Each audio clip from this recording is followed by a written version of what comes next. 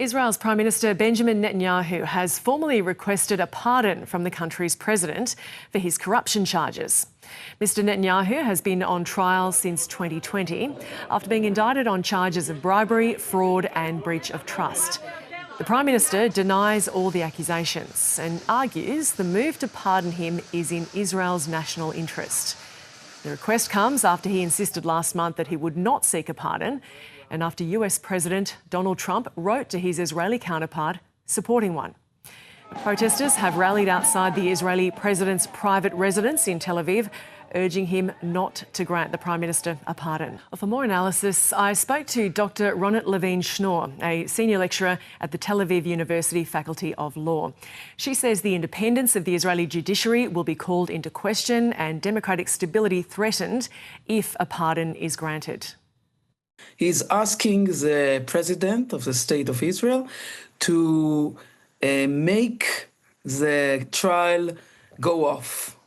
And there is only one way in which the president could presumably make the trial go away, and that is by pardoning Netanyahu before he is convicted. And that is something that has never been done in the history of the State of Israel, to have someone who is already on trial being pardoned by the president before conviction. And I'll get more on that in a moment, but what is Netanyahu's stated reasoning for this?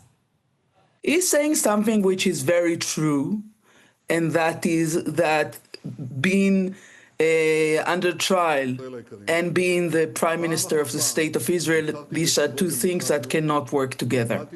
Indeed, this is really the case. However, there was one solution for this problem to begin with, and that was for him to take time off politics in order to deal with the trial, which brings severe accusations against his conduct as Prime Minister.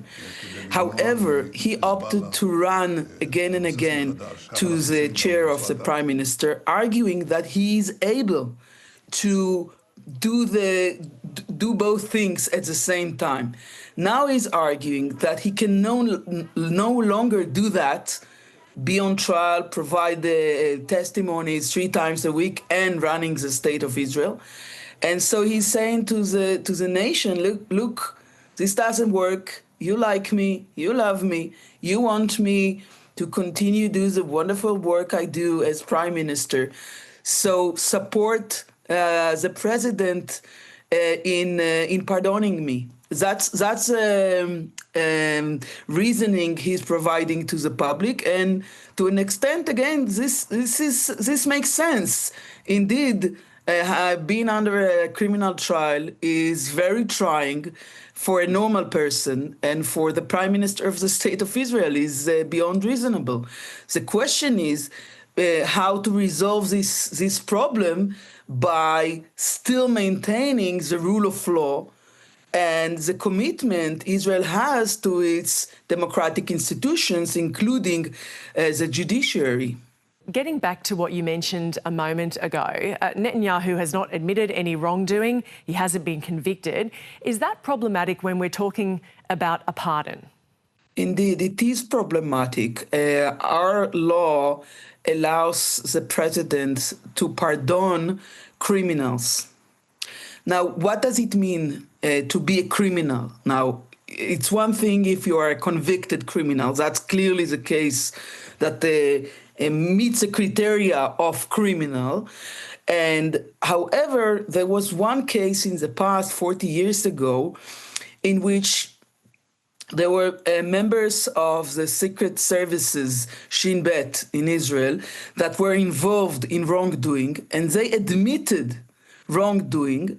And the president then, who happens to be the current president's father, pardoned them before trial. So there has never been a case in which during a trial there is a request for pardoning. And so we are in a complex here, because we do understand that these are extreme circumstances, but this radicalness of the case goes both ways.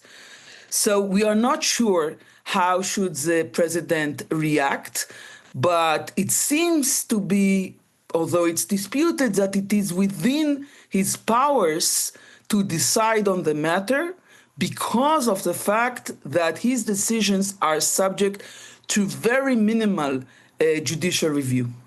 What have we heard from Israel's president that could give us an idea about how he might handle such a request? And do you think Donald Trump's calls will have any sway here?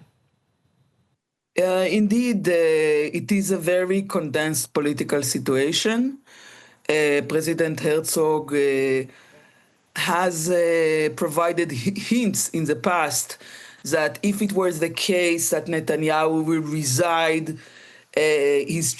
will leave his chair and leave the politics, then he might be willing to consider pardoning him, despite not admitting in any wrongdoing.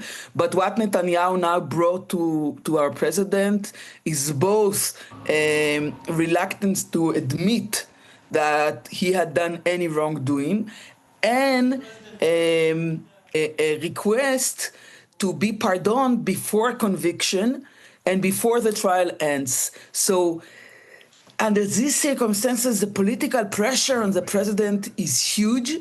And the fact that President Trump announced clearly when he was here in October over the Knesset, our parliament, and since then in a formal letter, have asked President Herzog to take account of his request is providing significant political pressure. And so I'm not sure. However, President Herzog also knows that as a majority of Israelis oppose the idea of such pardoning at this point in time. So it's a very difficult question or dilemma that he's now facing. And I believe more pressures from Trump are on the way, what would make the decision even harder.